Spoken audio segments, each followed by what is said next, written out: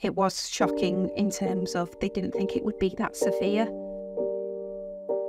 Clare's law is a piece of legislation where anybody at all who's in a relationship or contemplating a relationship with somebody can apply to find out whether that person has a abusive or a violent background. I had one person who came to me and just said, I'm contemplating a relationship with this person.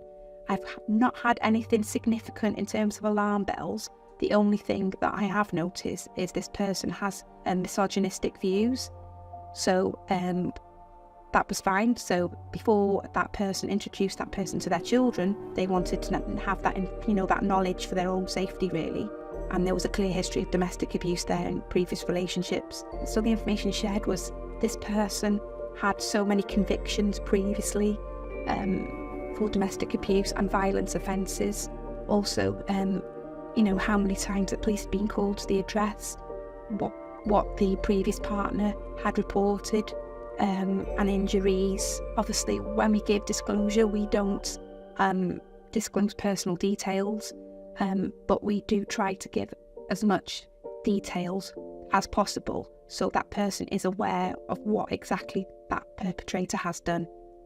It was shocking in terms of they didn't think it would be that severe. Often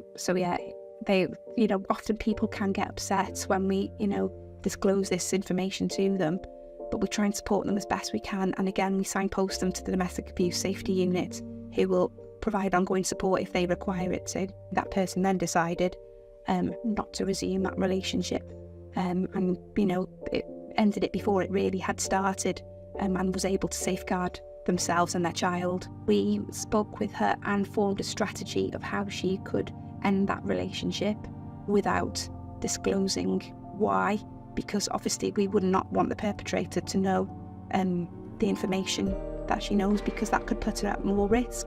It could have been 6 months down the line that person had resumed the relationship, and they could have been a victim of domestic abuse themselves. But with that information they had at the beginning of the relationship, they decided that the risk was there and therefore wouldn't put themselves or their child at risk for that purpose. Clare's law it's vital. Ultimately, Clare's law is in place because of the violence, and homicide that comes from that. So we want to make sure that we can try and protect as many people as we can.